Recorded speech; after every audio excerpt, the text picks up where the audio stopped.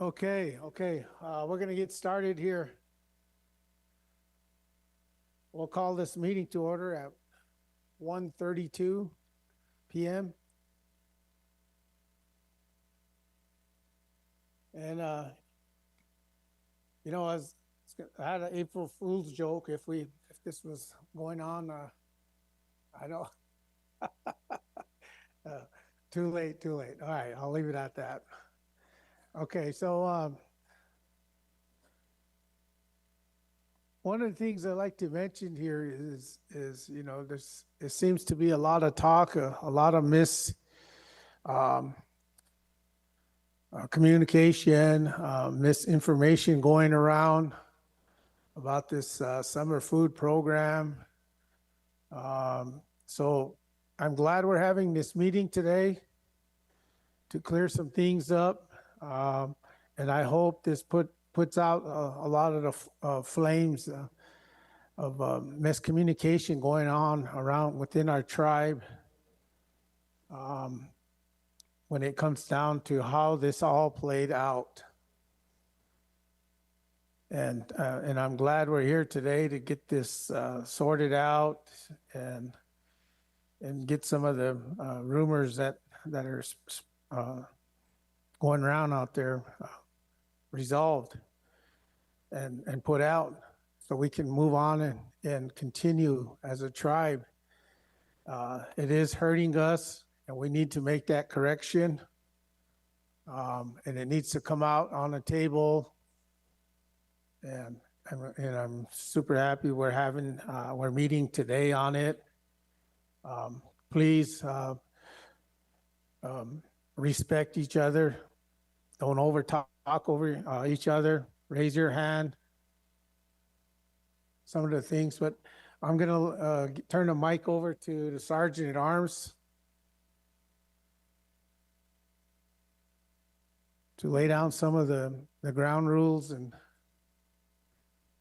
I'd like to say good afternoon to the council and guests, and I want to say thank you to OLC, Oglala College, for letting us use their facility here. It's a very nice facility, and all the listeners out there in our listening area, especially thank Healy Radio and KOLC for their broadcast of this event here. But yeah, just echoing what the chairman said, so President Starr comes out, I mean, as we all know in the past, sometimes it gets heated and people want to say what they have to say, but if you could wait for the judge to call on you to talk, then and try, like the president said, try not to talk over each other and wait for one another to finish talking there, and just basically have some respect. There's a lot of people listening out there to us, and they all have questions, and hopefully today we'll put some of those rumors to rest and some of those concerns, and basically try to get this information, facts out to the people as to what, according to the topic here of this program, of the summer food programs. Wopila for listening. Wopila. thank you, Sergeant at Arms. At this time, I'll ask Councilman Little Whiteman, can you give us a opening prayer?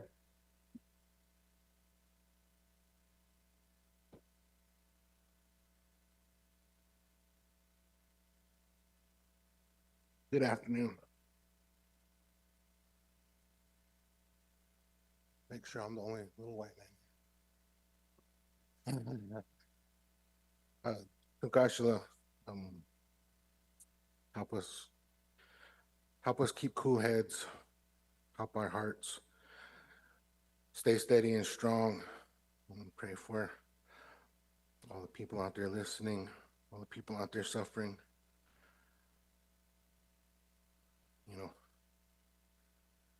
Help us overcome this.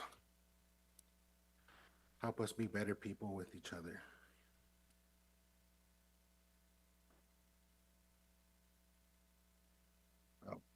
Help my colleagues and I see eye to eye without having any arguments. I want to say thank you for the weather. We need the moisture. Please keep it coming, please. Amen. Wopila. Sheriff, I forgot to say Go ahead. I want to thank Machpia Luta for the seniors there for feeding the people here in the council. That was good food there. And say Wopila for feeding us, and also Yes. say Wopila to Bo for the Bo check here, the prayer. Oh.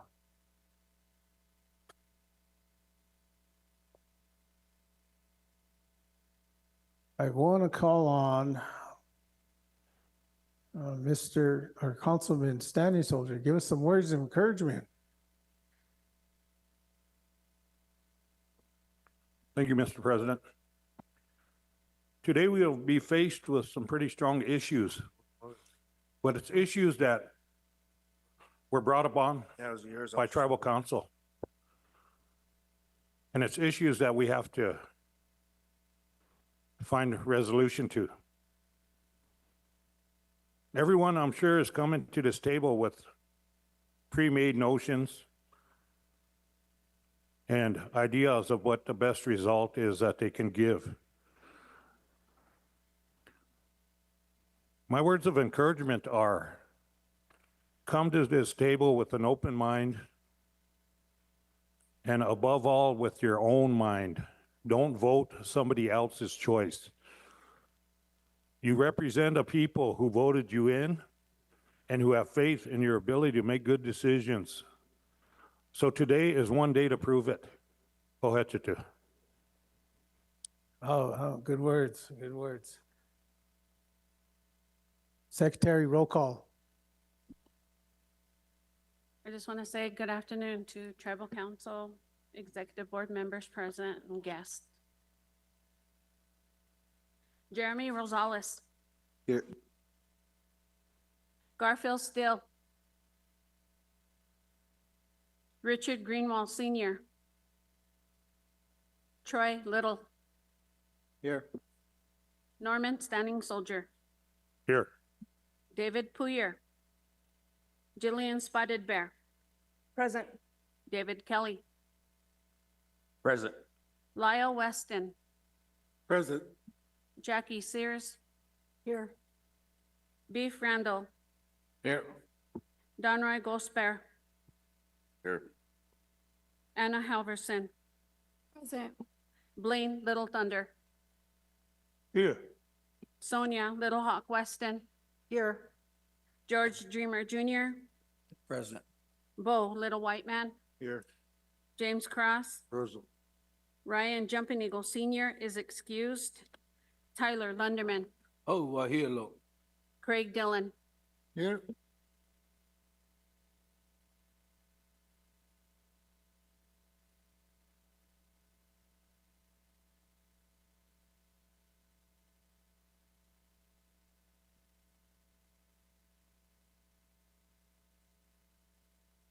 $18 present, 2 absent, 1 excuse. We established quorum.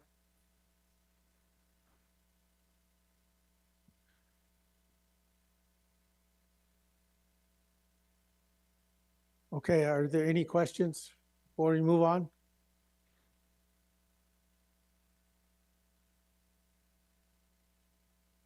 No?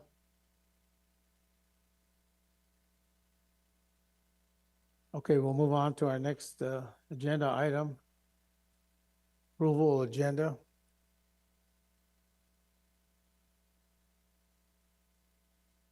Do I have a motion? Motion.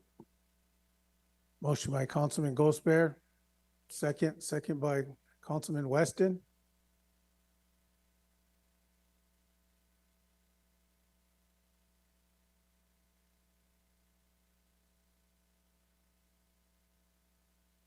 Secretary, call for the vote.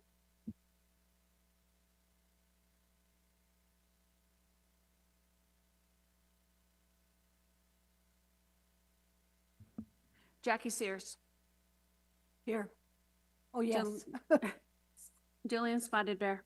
Yes. James Cross, Yes.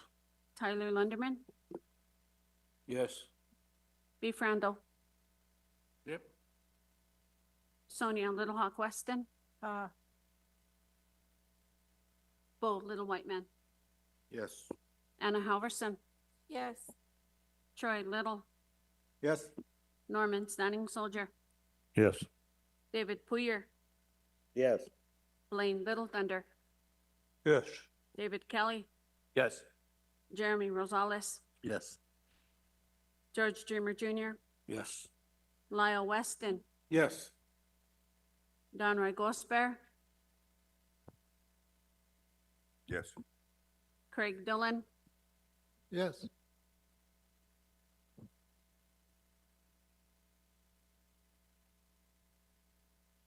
Eighteen yes. Motion carried.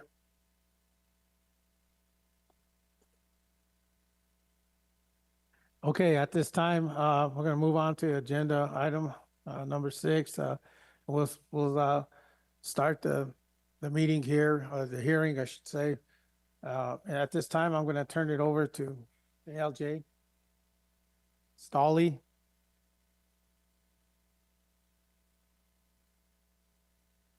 Good afternoon, Council, and everyone joining online as well, and everyone else present. My name is Cassidy Staulley, and I have been asked by the Council to serve as ALJ in this legislative hearing. I'm not sure how the Council would like to proceed today. So yes, Councilwoman. Good afternoon, Councilwoman Spotted Bear from Pine Ridge District, also the Law and Order Chair and the Finance Chair. Initially it was requested in Finance Committee that I look into the summer food program, which resulted into moving into Law and Order and then onto full council, that there be a legislative review on the summer food program to look into our internal reviews and whether the establishment of this program was followed according to our policies, our ordinances, and what led us into potentially owing the state a large amount of money, having to pay the state, and now possibly paying a local vendor a large amount of money. So the council called for a legislative review on practices that had been done prior in the last administration that led us up to where we're at today.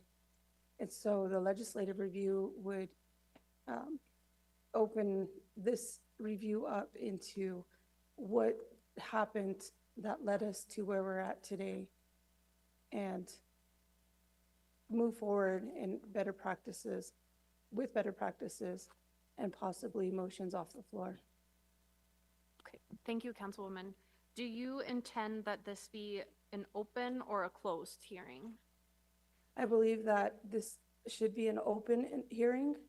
There may be some sensitive information that may need to go into executive session, and I can explain that in executive session. And that's not to keep anything from our constituents. However, it's to protect the tribe and our relationships. Okay. Will you be providing an opening statement, or is there somebody else from a different standing committee that's going to provide the opening statement?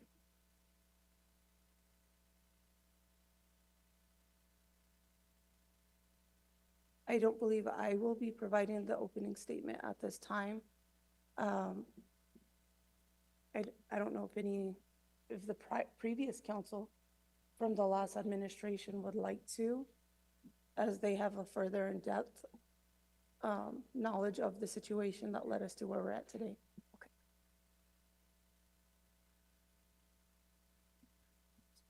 Thank you,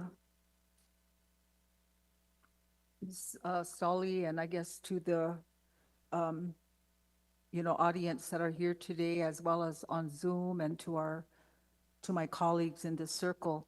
Um, You know, according to our Constitution and bylaws, we do have a process to review all of the things that were brought forward on the summer food program.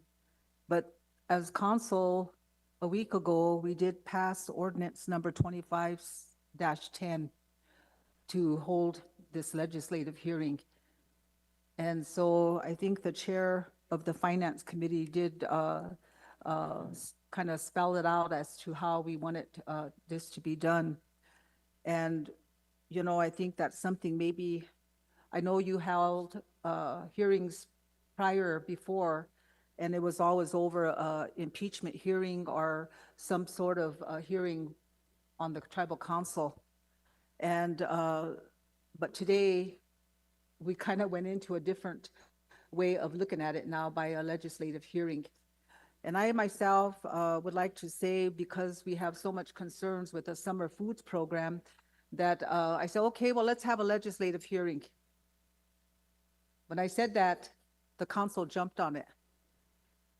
And they said, okay, let's have a legislative hearing. Okay, so that's what we have today sitting in front of us. You know, we needed to sit down and take a look at this whole issue with the summer foods program to see exactly where did we go wrong and how could we fix it so that that don't happen again. That was my understanding as the tribal council, and also sit on the Law and Order Committee as well as the Finance Committee. And being a prior tribal council representative from the prior council, because I do see minutes in here, which I approved from prior Finance Committee meeting back in, I think it was in October,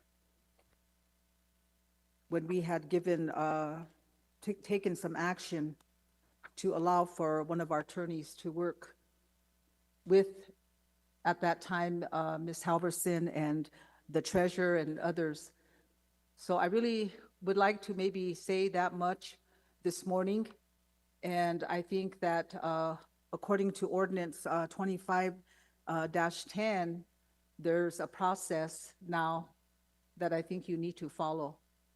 And I don't, it's not the way you used to do it, you know, following the impeachment ordinance, but it's a different format now. And it's just a legislative hearing on this whole matter. And that it sounds like we need to hear from both sides. And I don't know if the state of South Dakota is here or the representative, but that was also asked that they be present. I do know that they listen to our tribal council meetings, is what we were told, or probably right now listening to us through our media, KOLC and other media. You know, so I just wanted to put that much out there, but I think that this was passed last week. I'm kind of, some of us council, they were asking me earlier, they were kind of also questioning this. So I think maybe we should maybe wait for you to look at that, and maybe you could let us know the direction that we maybe would need to follow it, but that's been approved, Ordinance 25-10. Thank you. Thank you. Yes, I have been provided with Ordinance 25-10, and I was intending to follow that ordinance and those procedures that have been outlined. That's why I was asking Representative Spotted Bear or Councilwoman Spotted Bear kind of what type of hearing this was, whether it was going to be open or closed, and then who would be giving the opening statement. So I intend to proceed under 25-10 unless anybody has any objection to that.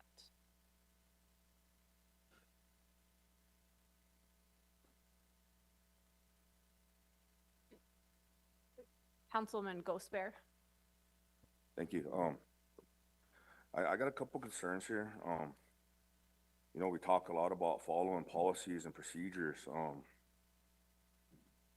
Ms. Staulley, you stated that you was hired by the council, right? Yes, that's my understanding. Okay, so I got an XB resolution here that is hired by executive board. And underneath our constitution, the council is the only one that has powers to hire a ALJ. So right there, we're going wrong. With only that too, this is on past, it says the presiding officer shall be selected by tribal council at least 10 days prior to the conducting a hearing. And I think that was on March 26th, so that was only a week ago. So we have two things wrong right there. And I just want to put that out there. We all sit in a circle and we want to talk about following policies and procedures. Well, we're breaking two right there. The council is the only one that has the power to hire the ALJ, not the executive board. I got executive board resolution number 25-28XB. And that's who hired Ms. Staulley.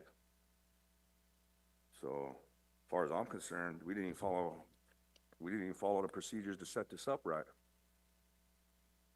So I don't even know why we're sitting in a circle right now. And on top of it, who Bowie was supposed to be here in the States here. I don't know why they ain't here. I mean, who was supposed to reach out to him? We're missing two vital parties. So right now, it's just one-sided party. So fair, I mean, so as far as I'm concerned, Sheriff, this shit ain't go on anymore. I don't know, I'm only one person here, but, so, you know, I think we should take a look at that before we even get started. Raeann, is that right, what I just said? I think we need to verify that information first. Did the contract come through council? Executive board.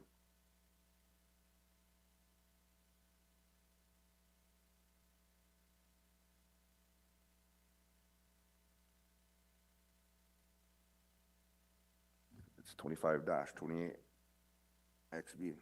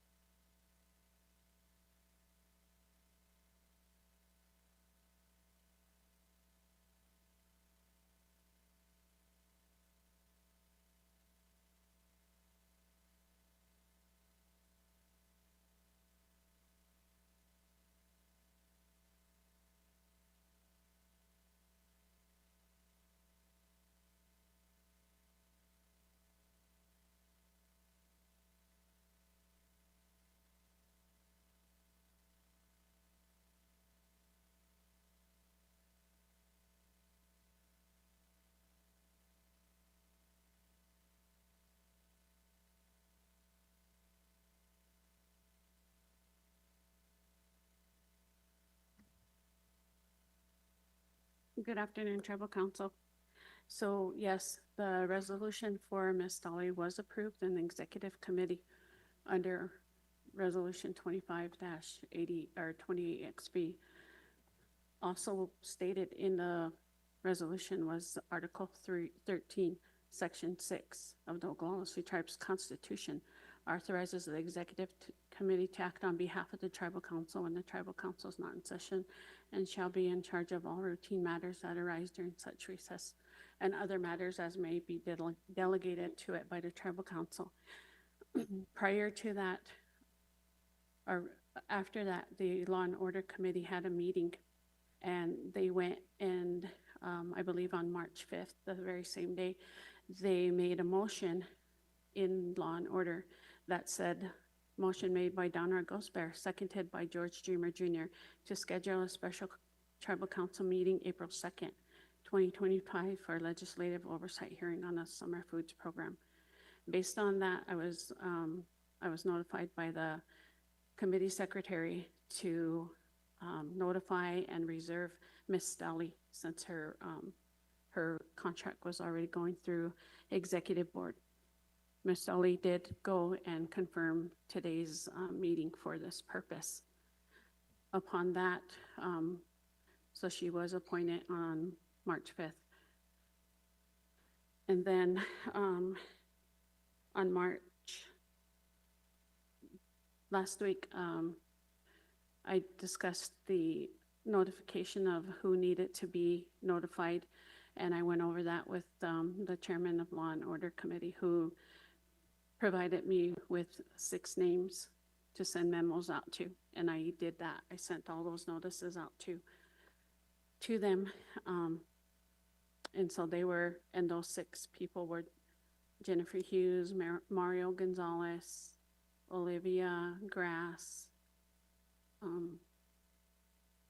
Dean Patton, Tony Motlow. So those notices went out to them, and I was given no other further notice on who else needed to be notified. Thank you.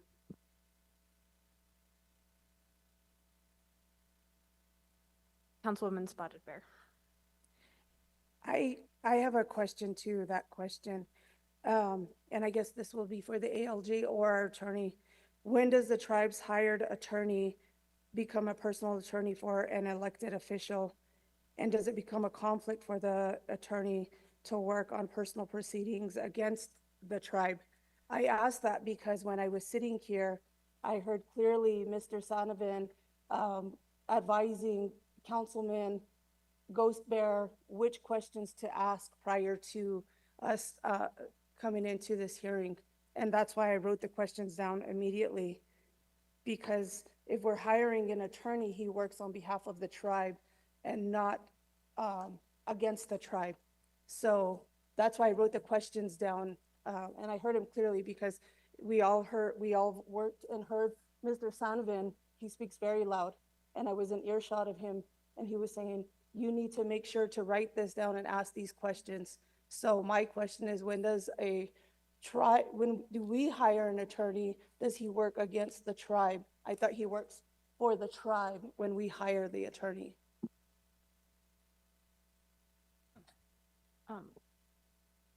Raeann, do you want to answer that question?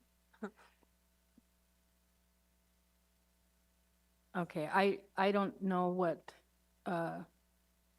role Mr. Sanben's playing, so I suppose he could probably answer that. But I kind of want to go back to Cubby's question. We're kind of getting off topic. So Cubby's question is whether or not we're conducting this meeting in, I guess, legally. I think that this is the first time this council or any council's ever had an oversight legislative hearing. So of course there's going to be some trial and error on it. No pun intended on that. But you know, these parameters, these are just parameters, these guidelines, they're guidelines. If the presiding officer, the first question is our presiding officer legitimately in place?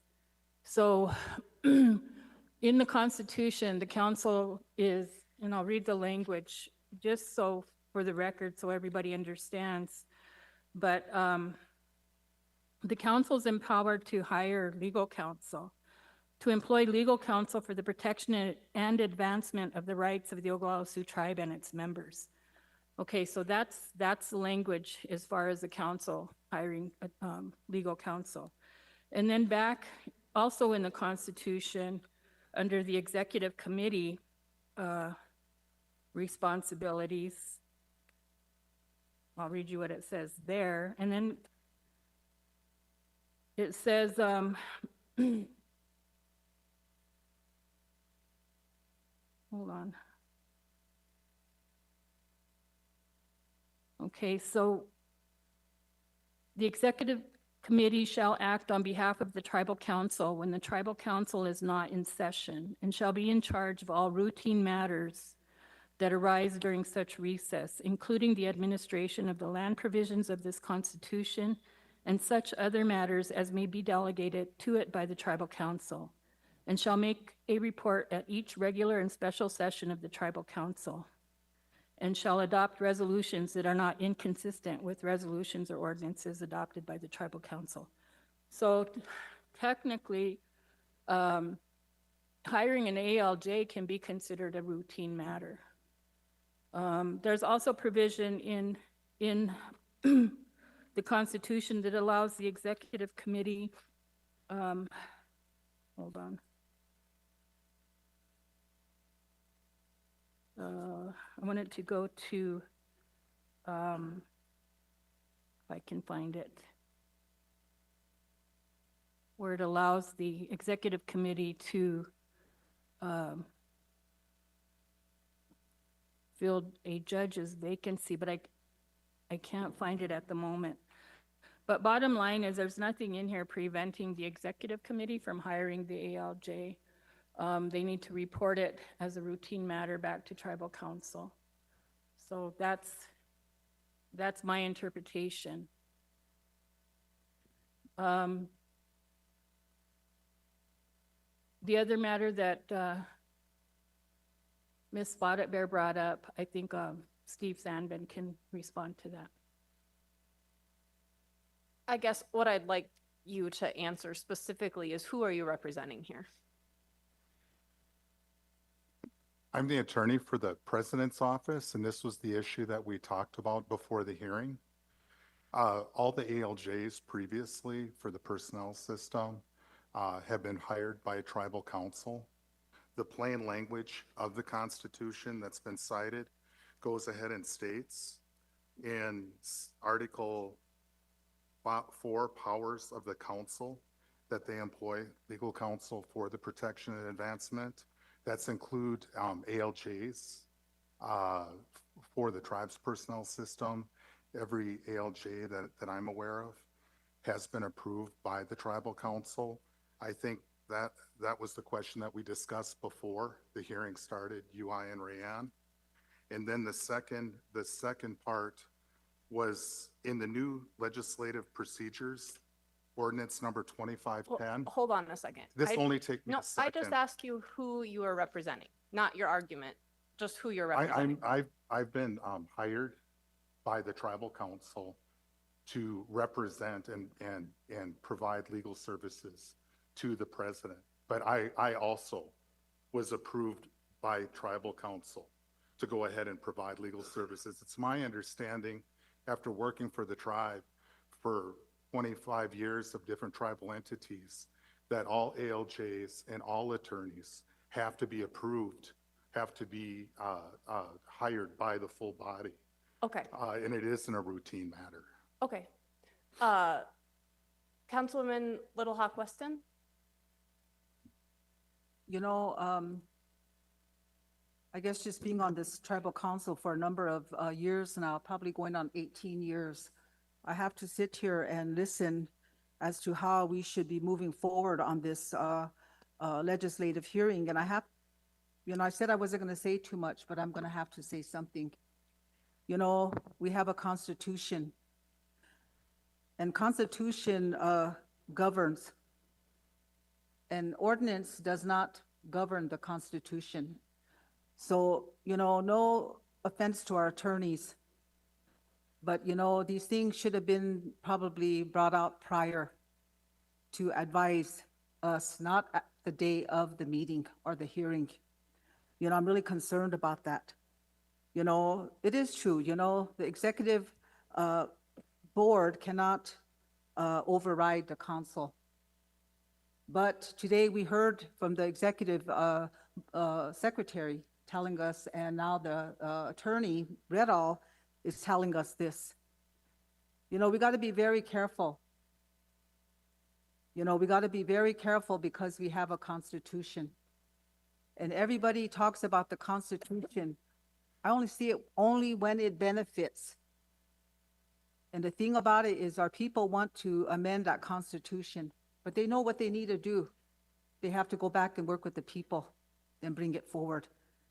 But today we have a Constitution that governs us. So today I can't sit here and just say that, okay, this is correct, that's right, and this is the right way that we're gonna follow.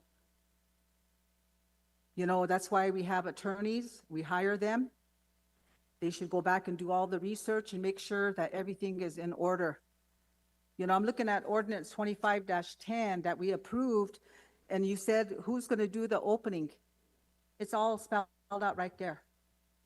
The president, the vice president, whoever it may be, that's gonna open up this legislative hearing is put right in front of us. So we should be following either ordinance 25-10 to start that opening, because now we're getting offside and we have all these questions. But like I said, I've been in here going on 18 years. I've never seen us conduct it this way. I think our attorneys probably understand that. And now we're questioning that we should have gave 10-day notice, because we just passed this last week. So 10 days should have been prior, given 10 days. I'm not going to say anything wrong to our secretary. I think she's trying to follow ordinance 25-10. She did give out notice. I did read all the emails. Actually, I accepted every one of them that she sent out, that I read them, because I wanted to make sure I was prepared when I came here today.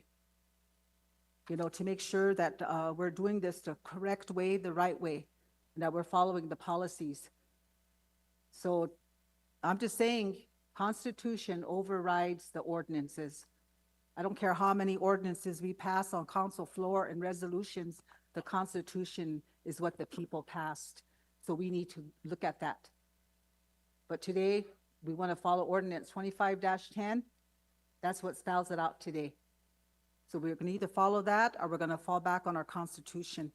That's just my question to the attorneys. Okay, so I guess the main question that was raised was whether or not the ALJ is properly hired. And you heard Stacy's or the secretary's response to that in terms of having hired the ALJ last administration through the XB process. And so it was done that way again this way. But if you guys are adamant about all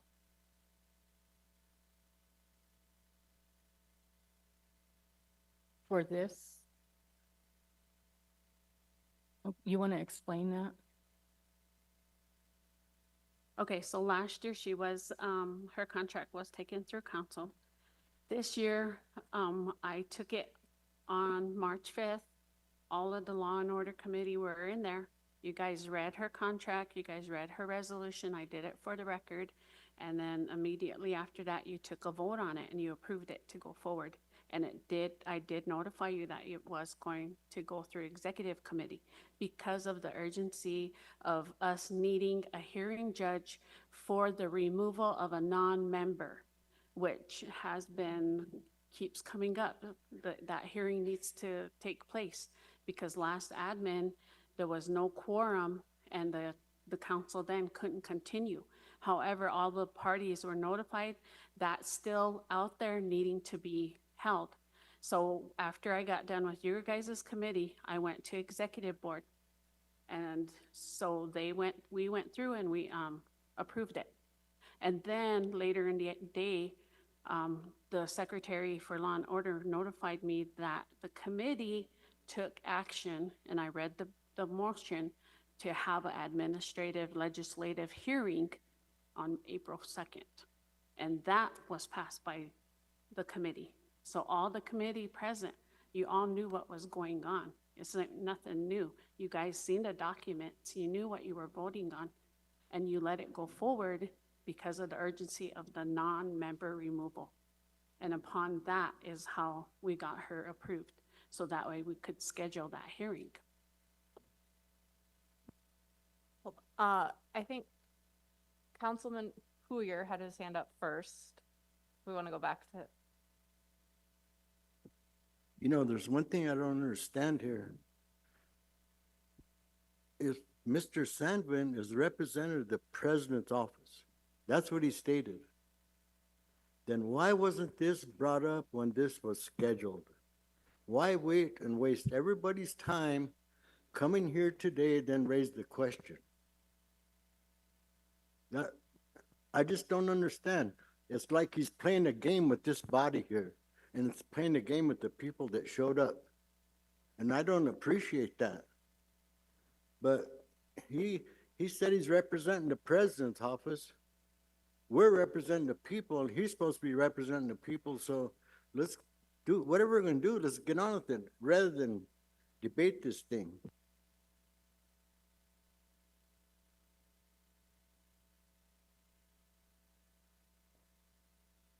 I think Councilman Lunderman was next. Thank you. You know, just along the lines, what Dave was saying, we can't pick and choose what we're gonna follow, what we're gonna do. In the past, we all heard it. There was a motion made and it got approved for this to be held. Then now that it's here, we want to say, oh, this. So here we are. Let's get to it. Let's make it quick, to the point. We don't have to go and spin in circles. So if we're gonna do it, let's do it. If not, we'll table it and move on. It's a lot of work out there that needs to be done, other than sitting here and trying to figure out what's what. But this is the action that was taken, so here we are today. So let's get the ball rolling. Thank you. Councilwoman Little Weston, did you have something else? Yeah, I'm just saying, we passed ordinance 25-10. So I think that's what you need to follow. But if you look into your ordinance 25-10, the presiding officer shall be selected by the tribal council at least 10 days prior to conducting a hearing. Okay, that's what was pointed out. If you turn to the next page, it says the presiding officer has the following responsibilities: conduct the hearing in an impartial manner and in accordance with the tribal constitution and tribal laws. So I'm just pointing those out to you too. So it does cite the tribal constitution in there. So all I'm saying is that that's the people's constitution. So we want to say this belongs to the people, then that belongs to the people too. So we just got to make sure that you understand that it's got to be followed. So, we passed ordinance 25-10. That's what you probably need to follow. But it's just, I'm pointing these things out because, those are just some things that are being questioned by our constituents too. Thank you. Question. Yes, go ahead, Councilman Standing Soldier. If we had paid attention to our ordinances, we wouldn't be in this situation today. But I guess I don't have 18 years of past history to protect myself with. Right now, I think we're just splitting hairs and we're just not getting nowhere. We're going off an ordinance that was put in place to get us to where we need to be. Now, stating that, I don't think we need to tear apart our ordinances or our policies, our procedures. That was done already. We're going to try and fix it today. That was a proven track record back then. But we need to move on with this hearing. We've got attorneys that are costing us money. We got a lawyer or a judge that's costing us money.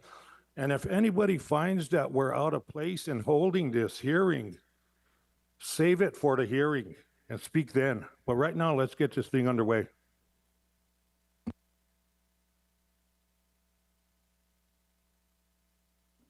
Okay, I didn't know if. Just for the record, real quick, we'll recognize Councilman Steele, 211. Councilman James Cross. Yep. The last meeting we had, council meeting in Pass Creek, buoys came, and I don't know if I can't remember if we requested him to be at this hearing, and also to bring with him was to bring the receipts, because he did bring invoices, but I think he was supposed to bring receipts, and I think he should be here. And I don't see him. RF here. RF. I don't see him, but he should be here. He's one of the main ones that should be here sitting at this hearing with us. I don't see him. And what was his name, Councilman? RF Bowie.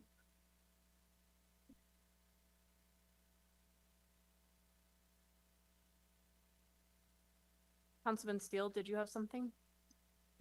So, you know, the urgency of this ordinance 2510 was to have something in place for you to follow as a conductor of the meeting.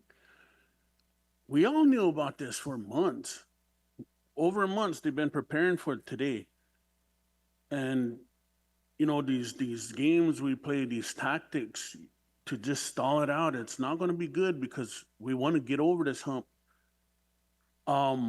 Do we make a motion to proceed with today's hearing in order for us to just move ahead instead of spinning our wheels? Because all of us could sit here and reference the Constitution, but I never hear what you're referencing. Even an eighth grader will know that the Constitution supersedes the ordinance, but we run to that when we want it to favor us. Well, please tell us what portion of the Constitution, because it's, like I said, you say that just to confuse us. But I will make that motion if we have to proceed with today's meeting. And if it fails, then we just start over again.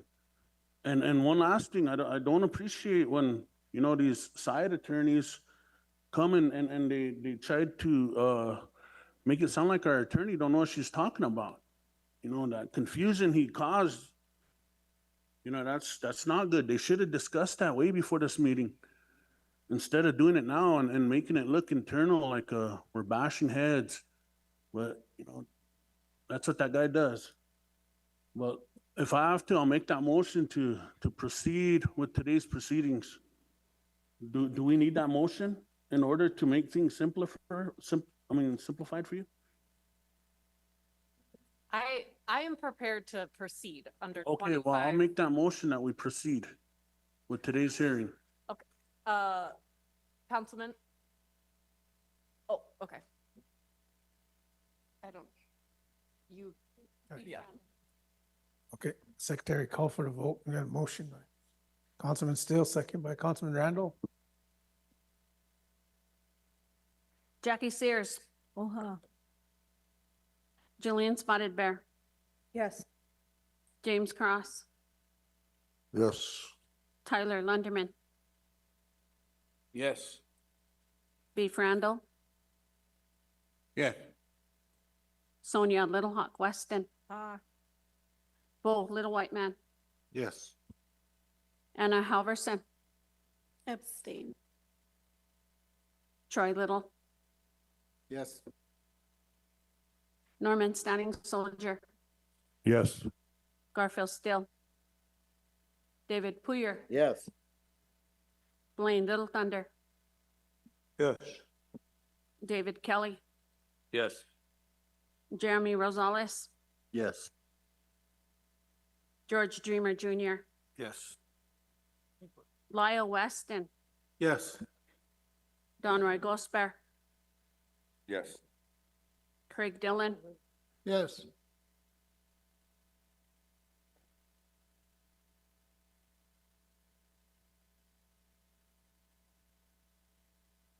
$18 yes, 1 abstained. Motion carried.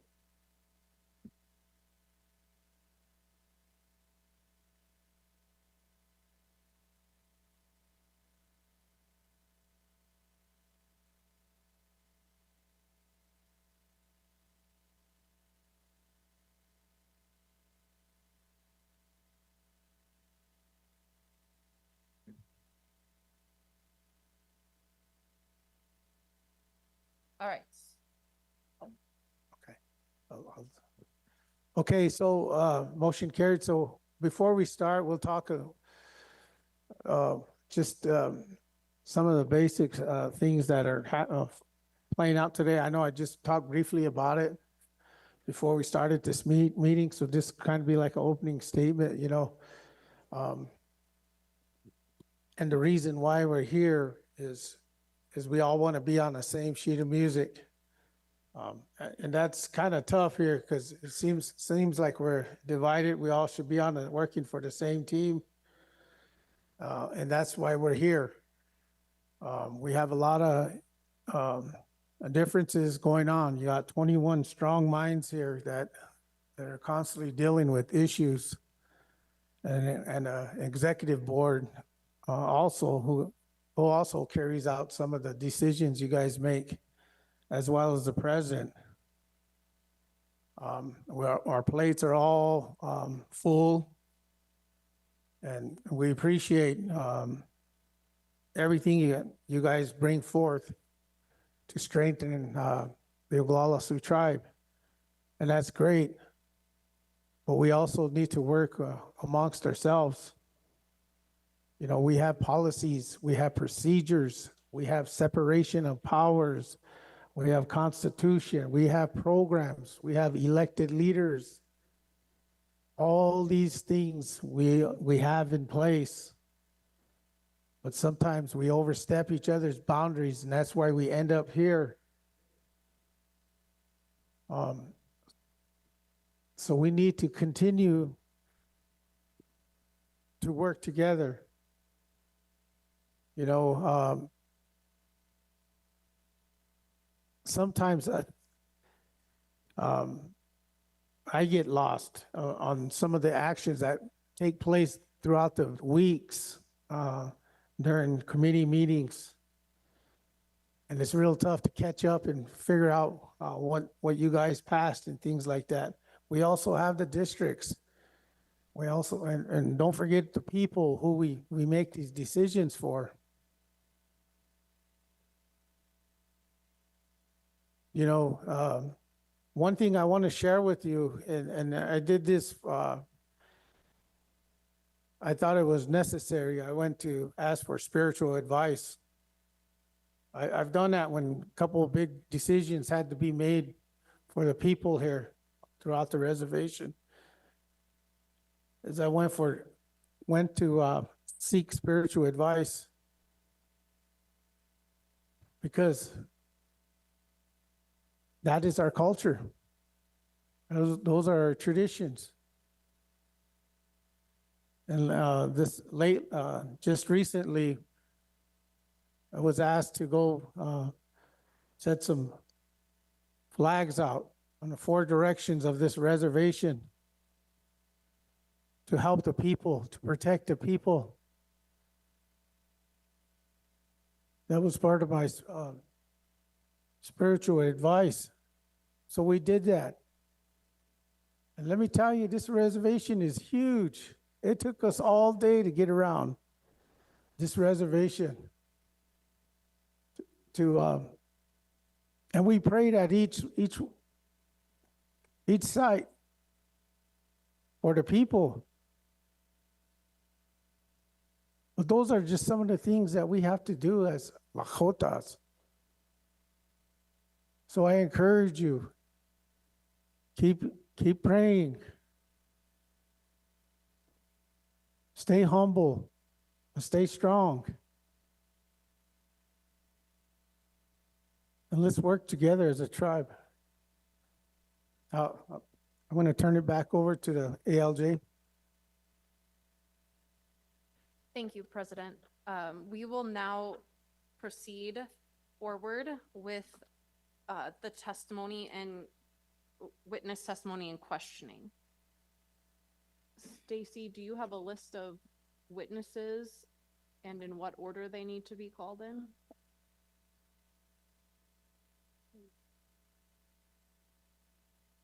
I do have a list of the letters that went out to the people that were discussed between me and Ms. Spotted Bear.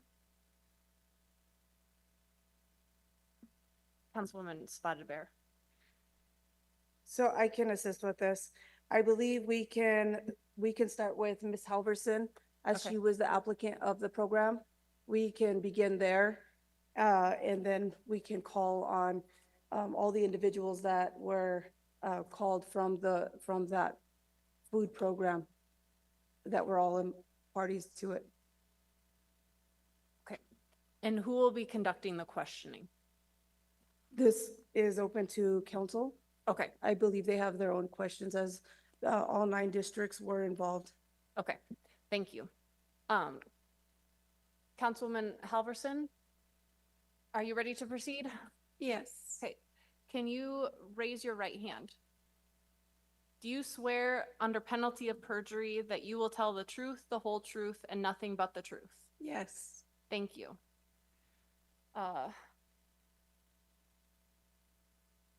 I have been provided testimony from Ms. Halverson. Ordinance 25-10 states that the questioning is not to exceed 5 minutes, and any testimony of witnesses is to be brief and relevant to the issue at hand. So, Ms.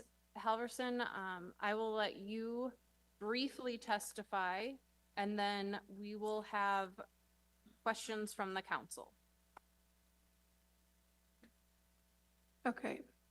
So I'll begin with my testimony, and then after the testimony, am I able to call witnesses that are stated in my testimony for verification of information presented?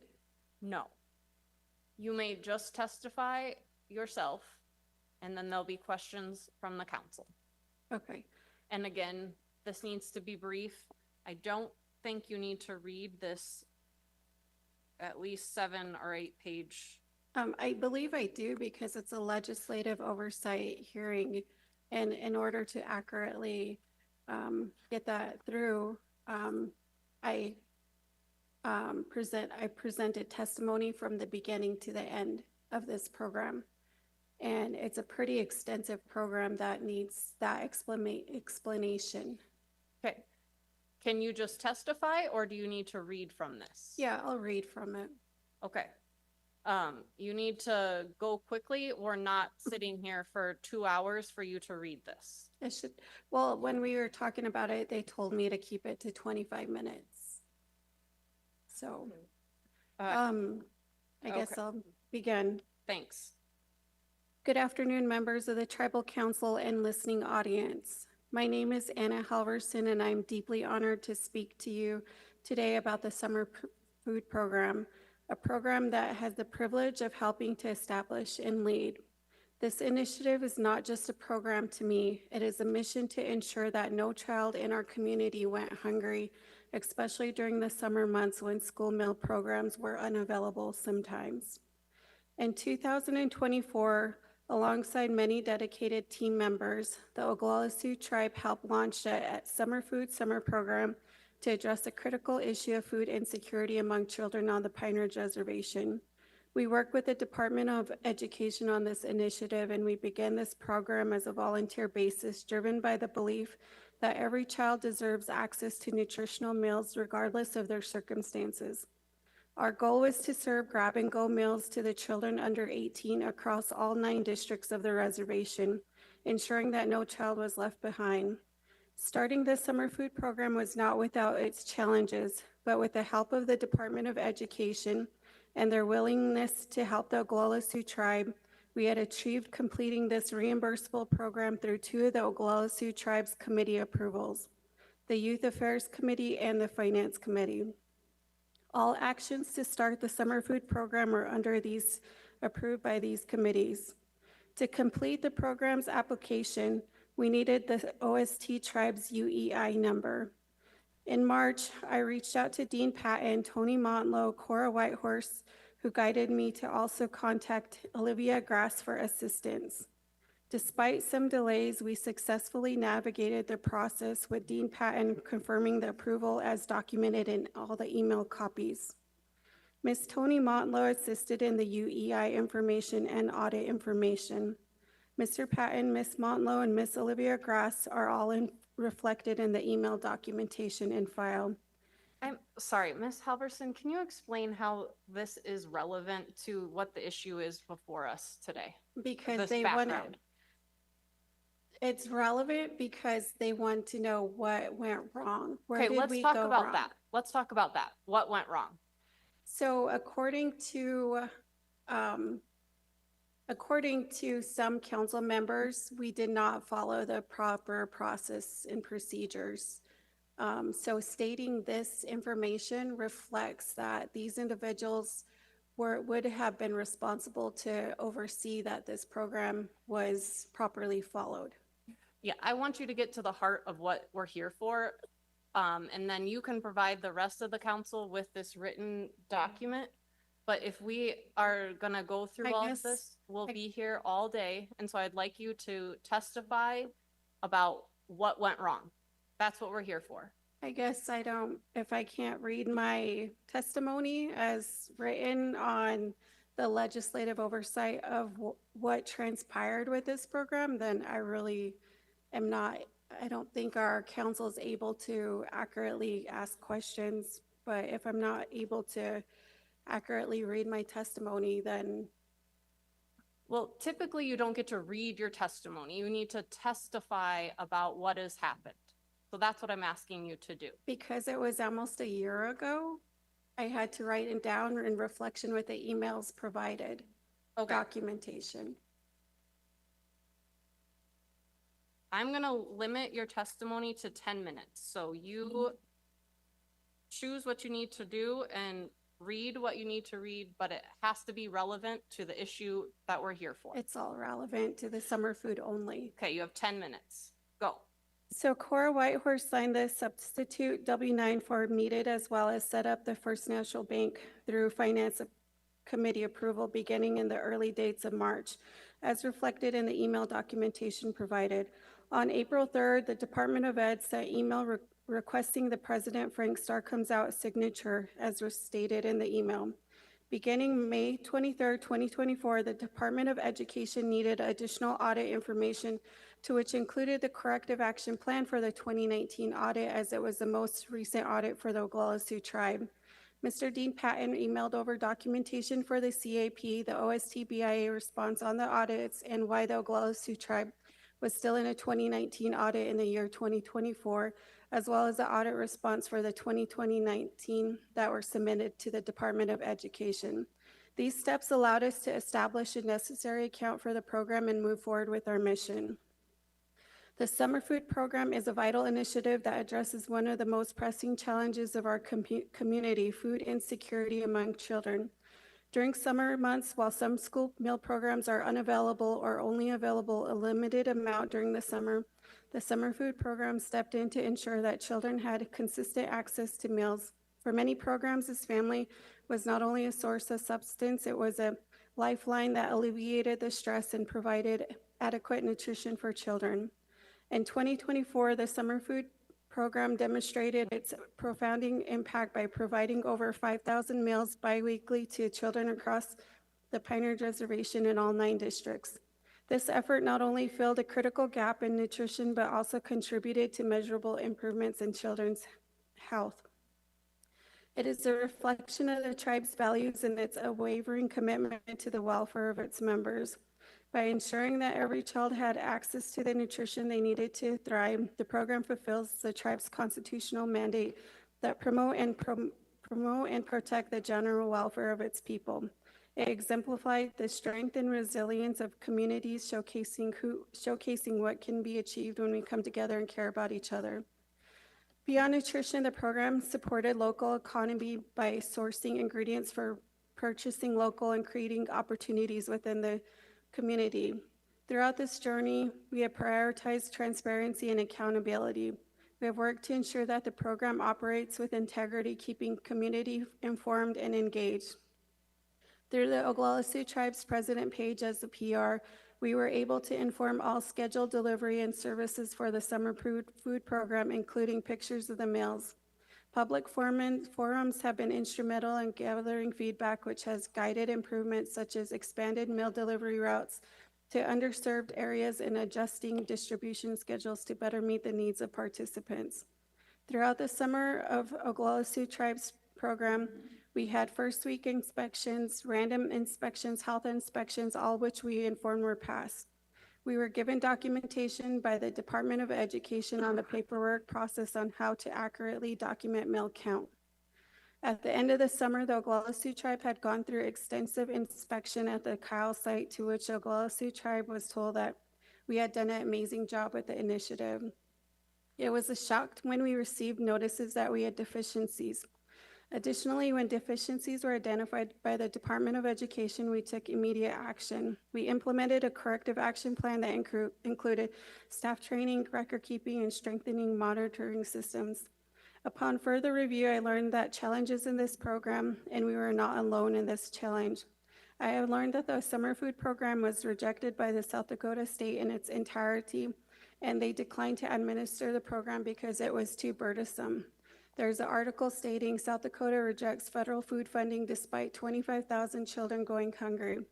The offices of the Department of Education by the state is not applying because summer meal program is too challenging to administer. Federal money often comes with strings attached. More than often is not a good thing. Because of South Dakota's record low employment rate, our robust existing food programs, and the administrative burden associated with running these programs, we decline these federal dollars. As administrator, I work closely with the Department of Education Representative Jordan Schumacher on a daily basis for months. Jordan Schumacher is a Child Nutrition Program Assistant Director at the South Dakota Department of Ed. In her role, Ms. Schumacher was responsible for evaluating federal child nutrition programs to ensure their effectiveness, compliance with federal requirements, and align with program goals. Her duties included overseeing compliance and service delivery, ensuring federal regulations were met across multiple nutritional programs while improving program outcomes, leading program initiatives, managing cross-functional teams, directing contractors and staff, and dealing with complex federal guidelines to maintain adherence to these regulations, delivering technical support and conducting training sessions for staff and agencies to understanding of federal policies and operational effectiveness. Prior to her role as Assistant Director, Child Program Specialist, she was responsible for interpreted federal policies to ensure compliance and effective program implementation, conducting program reviews and compliant audits to identify improvements and ensure adherence to federal standards. Throughout the summer, we worked with Jordan Schumacher at 7 of the 9 CAP office service centers, including 2 remote areas in Porcupine and Wounded Knee. All sites were inspected and improved throughout the duration from start to finish of this program by Ms. Schumacher. We were informed at every inspection that our paperwork was in compliance and correct. Shortly after the final week of the summer food program, I received communication from Jordan that we needed to work on an ICANN application and spent the next few weeks on Zoom trying to fix the ICANN application. I had also received information that several sites have been reported to the program, including claims that sites were hidden children and denied food. Employees are taking food home from sites, all of which were untrue. On September 13, 2024, after final approvals through the ICANN system, I received an email from Jordan stating that ICANN was approved and finalized. That was my final email from her. That following Monday, I was informed that she resigned from her position. In the following weeks, there was a letter from the DOE penalizing our program for state-specific deviations and training deficiencies, which undermines our local leadership commitment and community's trust. The South Dakota Department of Ed's decision to cite deficiencies based on state-specific requirements, coupled with miscommunication from the department agent, threatened the program's ability to continue its critical work and created a huge financial responsibility. The cited deficiency, failure to document each child's name with each meal service picked up, is not a USDA requirement. The guidelines emphasized accurate point-of-meal service counts rather than individualized tracking. Miscommunication during training where false information on tracking requirements was provided to our tribe as site administrators directly impacted the program's operations. From then, I had taken the steps to be on Finance Committee agenda to request for our attorney to reach out to USDA and work on these deficiencies with the request of a waiver. At the next Finance Committee, I was approved for an attorney to help to and from, then several meetings with the USDA followed. As I did not believe this is 100% completely the Oglala Sioux tribe's fault and requested for a waiver review. This was pretty extensive work over the next several months. In February 2025, the tribe signed a corrective action plan and repayment plan with the USDA, agreeing to pay 25% of the outstanding debt over 5 payments, while USDA waived the remaining 75%. This agreement reflects our proactive approach to resolving past issues and ensuring the program's sustainability. It also provided much-needed relief. Part of the corrective action plan steps were as followed. I'm not going to read that, it's too much.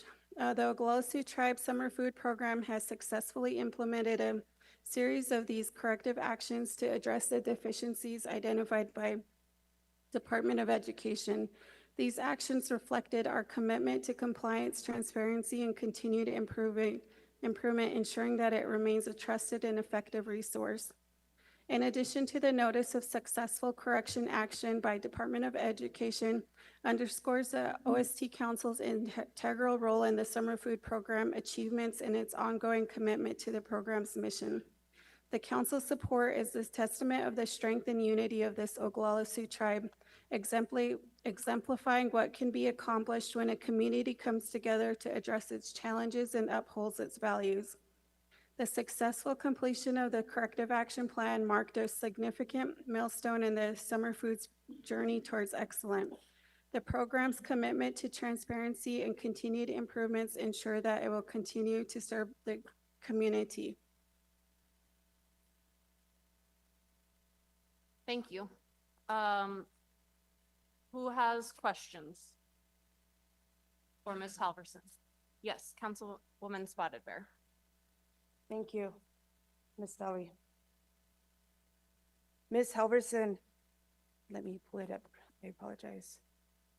On March 28th, you went to Finance Committee and requested support for the summer food program that you made a motion on your own request, and it was seconded by Robin Tapio.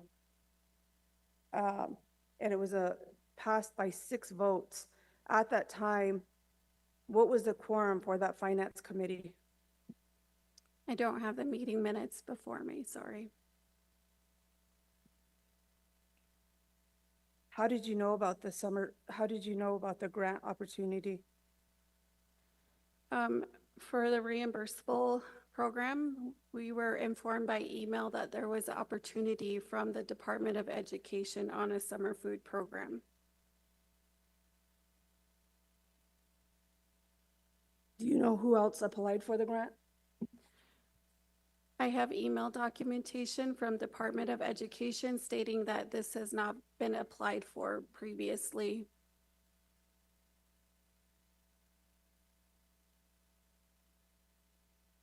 So who actually applied for the grant? The Oglala Sioux tribe.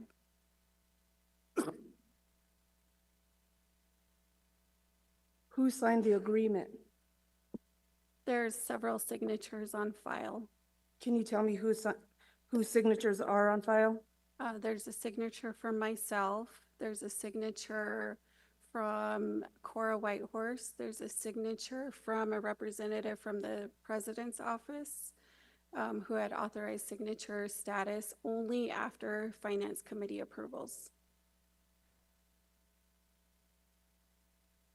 The agreement that went to the state only had your 2 signatures, and you stated that the treasurer signed it as well. Where did she sign?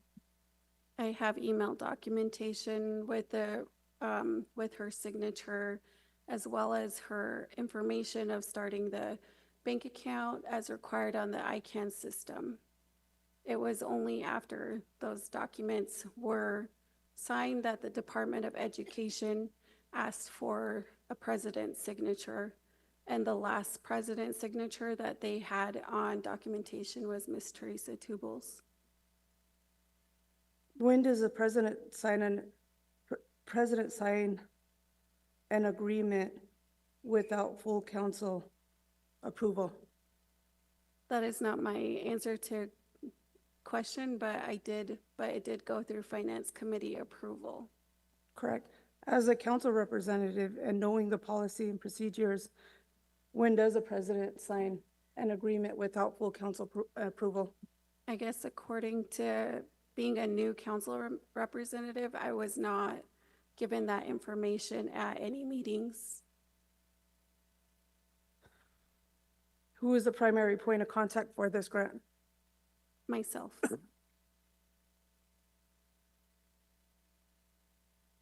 And who was the administrator of this grant? Myself and the Department of Education.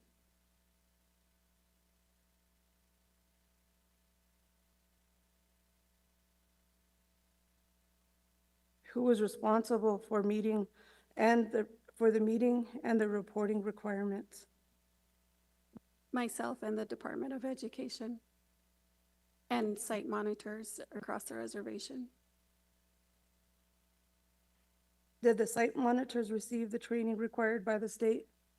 They were given, I gave them a conducted training information that I also have on file there, showing that that's how they needed to do their mill count forms and what was stated by the Department of Education's training.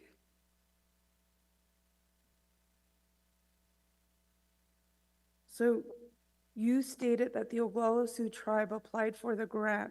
However, you were the sole responsibility for meeting and reporting the requirements. According to the Constitution, because that was stated earlier by Councilwoman Little Hawk, where does it state in Article 3 that a council representative can manage a program, state-funded or any program at that? I'm not sure it states that exactly, but there is a constitutional right that as Oglala Sioux Tribal Council, we have a obligation and duty to protect the general welfare of our people, including youth. When were you first notified that there were deficiencies? I would say at the end of beginning October or end of September. Beginning of October, end of September? Somewhere I have my documentation over there. Maybe I should get it, but it was around the end of September or beginning of October.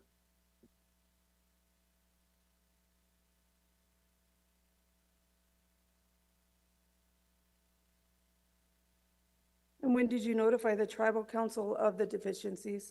I notified the finance chair, Tyler Yellowboy, as soon as we were notified.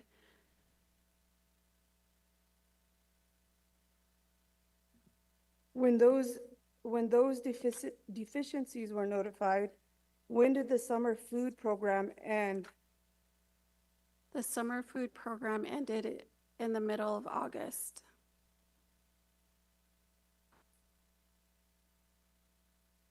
So they ended at the middle of August. So what the council received in front of you are the invoices from the Oyate General Store for gas vouchers under the summer food program in October. Why were you still processing gas vouchers for the summer food program into October, mid-October? If you see the dates, you have that in front of you as well. I'm sorry, Ms. Spotted Bear, that's an allegation that is not correct. I did not do that. Am I reading summer food program week, Oyate General Store? Please show me where it shows my name as processing that in October. Because I really hate misinformation out there. Well, that's why you have the minutes emailed as well. I have. Please show me where it shows that I did those approvals in October. I'm not saying you, and if you allow me to finish. I think that needs to be struck from the record as Well, if you allow me to finish. Allegations. Hold on a second. If you allow Hold me on. to finish. Hold on. So she asked you a question. You need to answer the question. I did not approve any gas vouchers in October. So if you look at I had Lynn, the Secretary of Finance, send out the minutes and verbatim, and in the application, the summer food program stated that the initiative that Don Ray, George, and I are working to get the summer food program for the kids. And so I'm not stating that you did it, but you did state that the three of you were applying. So if you see, one of the three names are in the gas vouchers that are processed, and you do have those in front of you as well. So I'll move on to my next question.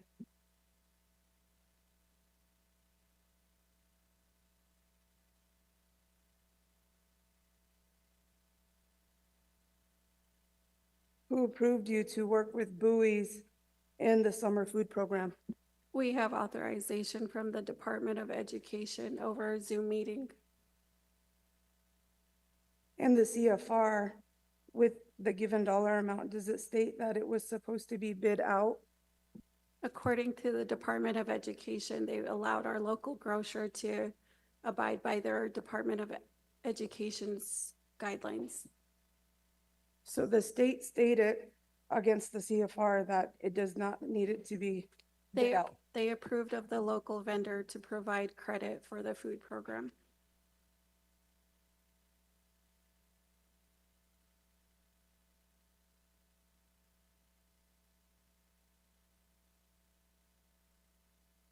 I believe that's all I have for now.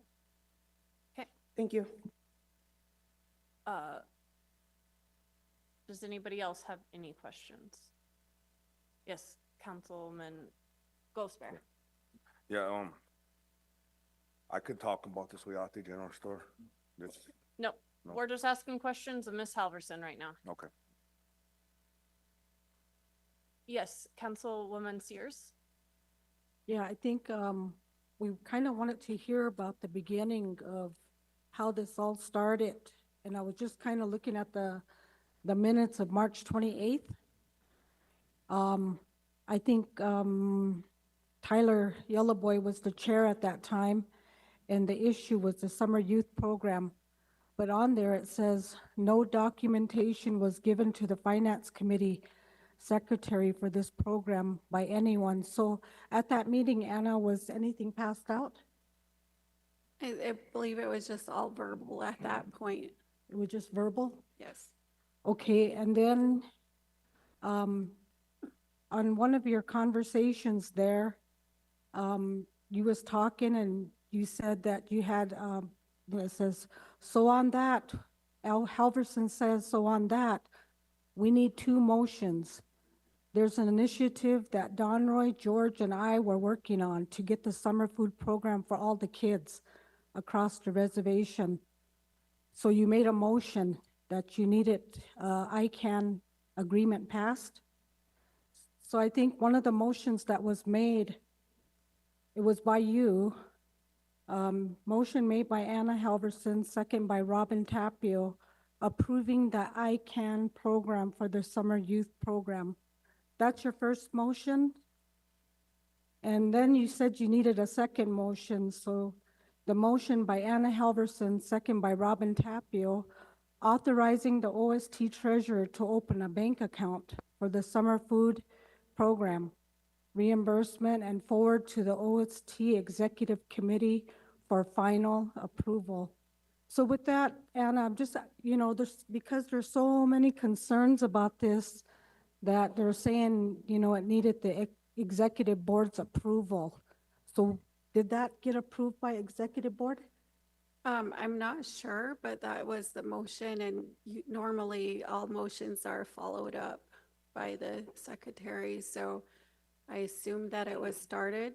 However, those were requirements from the Department of Education as well. Yeah, I just kind of wanted to bring that out because this is part of the legislative hearing. We got to find out where it started, how it started, and why are we in this predicament, with the tribe owing money. And that's just something I wanted to bring out because I think that's where our problem started with our executive didn't get there somehow. So, that's just something I wanted to bring out on the 2 motions from the March 28th Finance Committee. Thank you. I don't know who had their hand up first.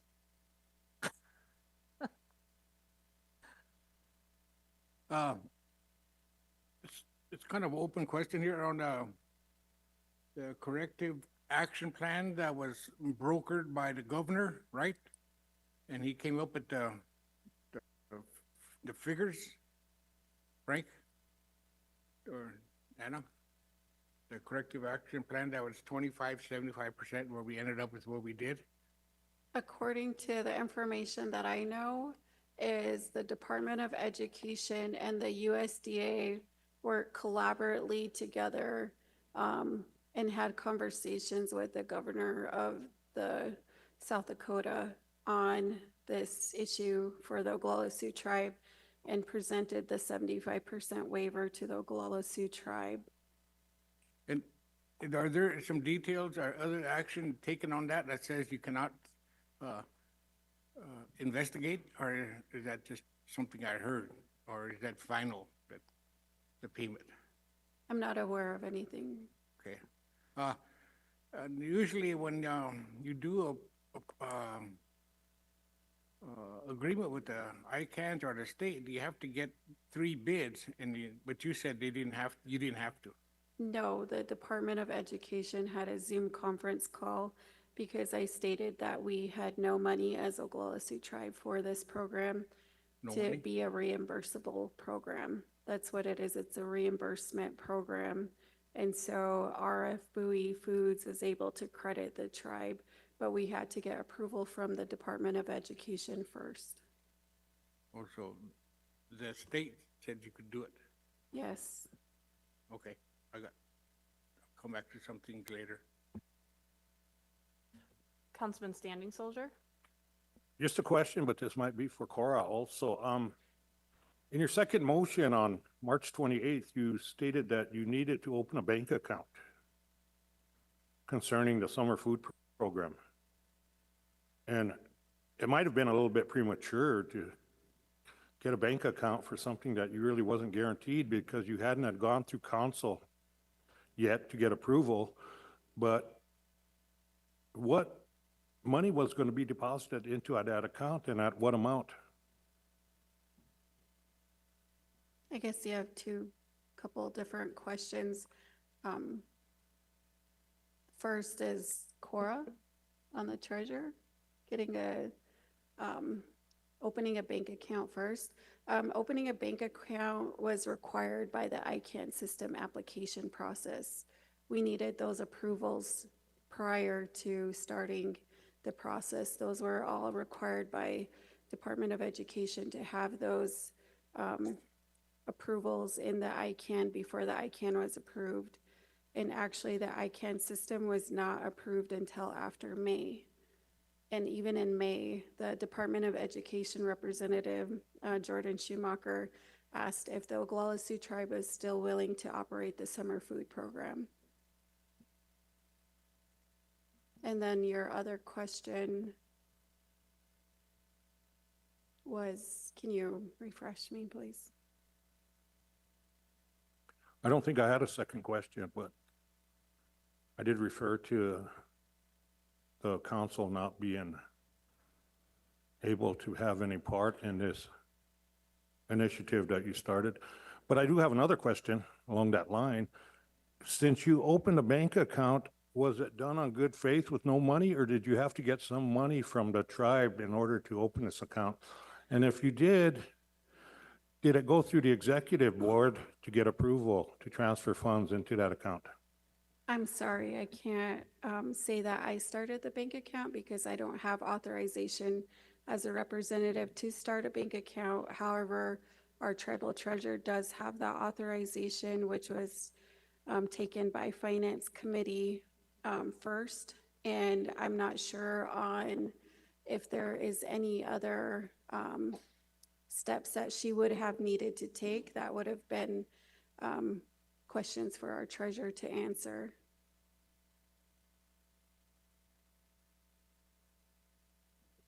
Councilwoman Little Hawk Weston, I believe you're next. Yeah, my question, I guess, to Anna is, on March 28th, we were both in the Finance Committee meeting.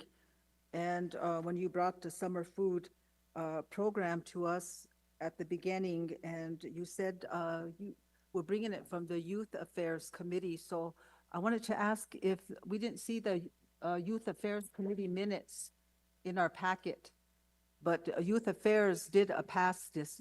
Is that what you were telling us? Yes, they were the initial committee that approved the process and forwarded to finance. So we didn't see the Youth Affairs Committee minutes, but I know that you did say this was coming from Youth Affairs because they did pass it.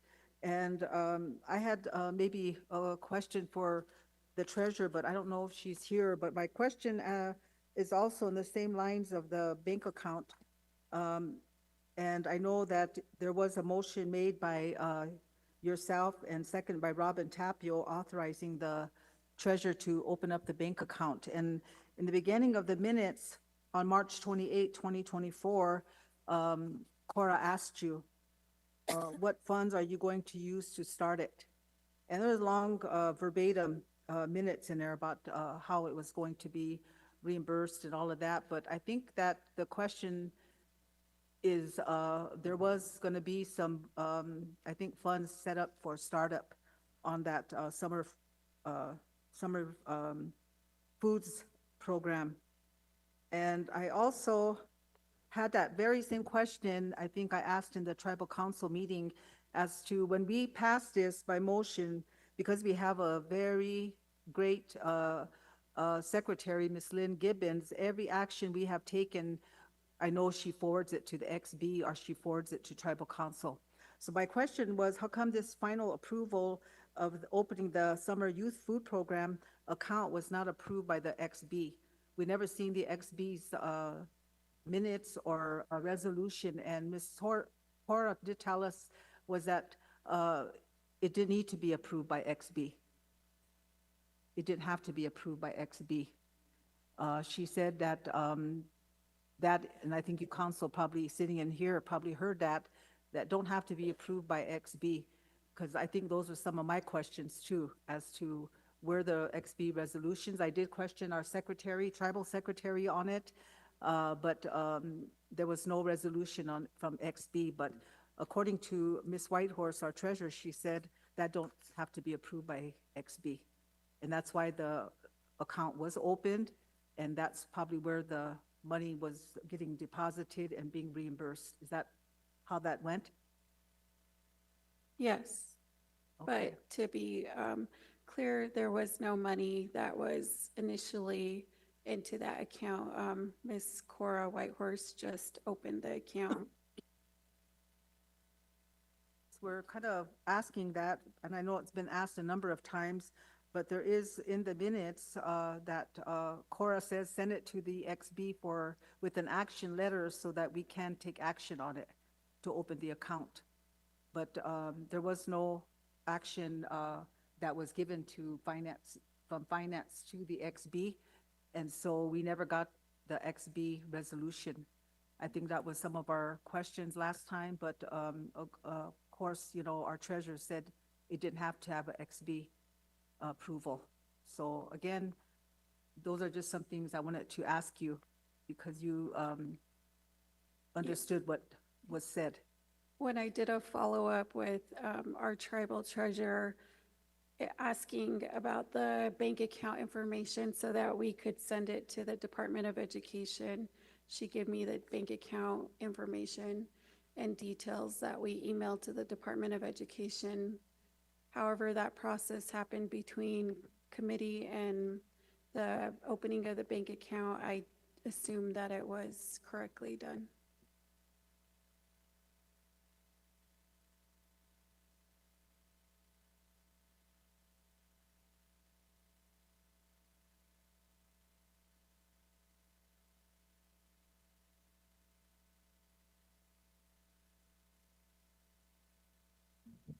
Do you have any further questions, Ms. Little Hawk Weston?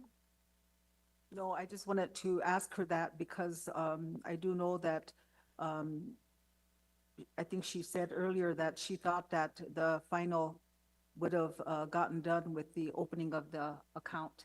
Okay. And so I was just pointing that out, that we do have really a good finance committee secretary, and she does follow through with everything. And I wanted her to ask her that question, if, you know, why we didn't have an XB resolution to open up that account. But I think this council governing body knows that I did ask the question to the treasurer, at one of our meetings at the casino, and she did say that it didn't have to have an XD resolution. So that, just a letter, action letter. So that's how the account was open. Thank you. I think Councilman Weston was next. Thank you. Miss Sonia went and asked the question I was gonna ask, but this one is for our lawyer. What is the process for the tribe opening up a bank account according to ordinances?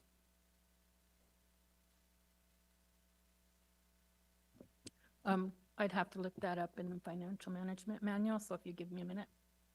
Okay. Is it okay if we keep Yeah, proceeding? but that's my Okay, question. Okay. Councilman Steele. Thank you. So I don't know if we're here on a hearing of opening a bank account or how this program got off the grounds. But when we Ms. Halverson, when you say you don't know as far as the process going through either executive committee or the tribal council, does that mean that you just didn't do it? I guess my assumption of this program, in talking with Dean Patton, who's our comptroller of our tribe, and his job is to oversee programs, and talking with Tony Montlow, who's also a vital source of our tribe, and Olivia, I figured had there been any type of more information needed or this program to stop, they would have stopped it, or they would have asked for more information. But they worked collaboratively to get these documents through the ICANN system. So if there was any other process, I believe as comptroller for our tribe and other vital sources for our tribe, they would have told me I needed more documentation, or they would have told me that, hey, there's a process you're not following. But instead, they gave the documents. So Dean and Tony's role, did that come before or after there was a signed agreement with the state of South Dakota? Before. They needed those documents before any ICANN system approvals. Okay. And then in the president's office, who was the representative that signed off? The representative that was in office after the finance committee approved of the president to sign the ICANN application was Stephanie Starr. And it's not unusual for any representative to sign off on the president's signature. I understand that. I went to the president myself for a signature, and he wanted to see a resolution before I got a signature. Yes, I had to give them the committee minutes. Well, I'm talking about a tribal council resolution, not a standing. We all know standing committees are only advisory in nature. The only real authorization comes from either a tribal council resolution or executive committee resolution. And Mr. President wouldn't sign my document unless he saw a resolution, and that's kind of why I asked that question, I guess. And then the treasurer in a meeting said that all she signed was the W-2 and the for the bank account after the finance committee approved it. And when we asked her if she signed off initially for the program with the state of South Dakota, her answer was no. There's email documentation on file with her signature for the W-9. Is that in these? That's required by the Department of Education for her to sign off on that W-9 for the ICANN. Councilwoman Halverson, if you have specific documents that you want to reference, then you need to be providing them to council. like, I'm not gonna dig through here and Yeah, find if your any- evidence. If anybody has any document they want me to show them, you can ask me and I'll show you them. So can we see that document?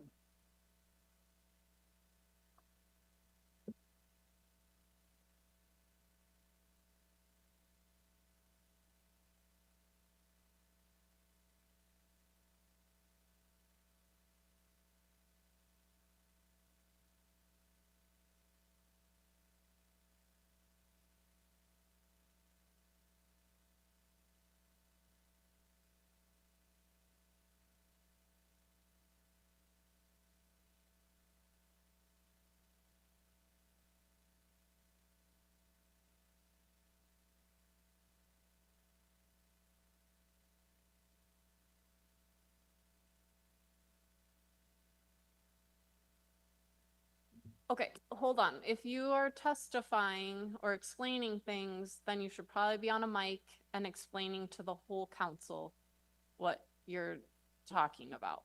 Okay, so I am currently showing the council representative, Mr. Steele, correspondence between the Department of Education, Jordan Schumacher, and myself. The emails from Tony Montlow, Cora Whitehorse on the UEI number that's signed. Clearly What's the all- date The date is March 12th, of, 2024. And in here, Ms. Montlow is asking for approval to send the UEI number and asking if I had a resolution to this matter. And Mr. Dean Patton said Tony approved to provide UEI number. The second document is the documents on the emails of the W-9, W-2, and signatures. That's dated March 11th, and that's showing Cora Whitehorse's W-9 for the summer food program that she had to fill out on March 12th. And on March 12th, it talks about the FE and that they needed the tribal president to sign it. And then on March 12th, we're confirming that they received these documentations from Cora and myself. And then talking. sorry, Councilman Steele, are these related to your question? Or do you have a specific question to these? Well, I guess for another question is, do we have a copy of the initial application that went in and what date that was? Because that'll provide us a lot more information as to were these documents signed after the initial application was submitted? Okay. These documents needed to be provided before the ICANN system approval. And so they were sent out in March. And then on April 3rd, they're asking for the president's signature. And then the CAP asking for our corrective action plan documents on our audits. And so Dean had sent in the BIA response on May 30th. And the 2019 audit on May 30th. And then on May 16th, there was a possible acceptance of the ICANN system.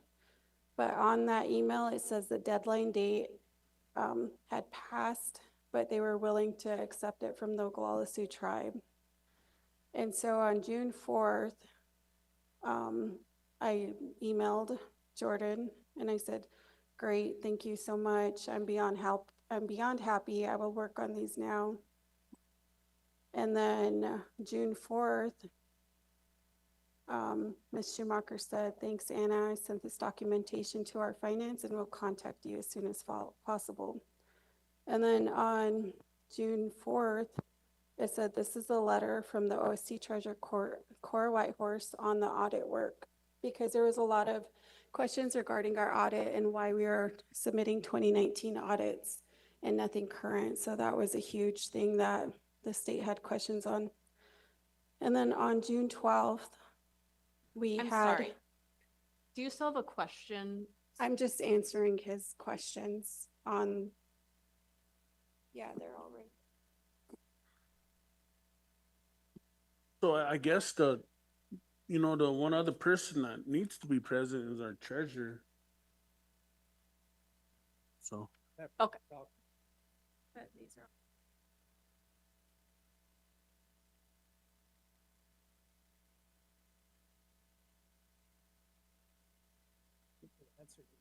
Yeah, okay. I'm not sure where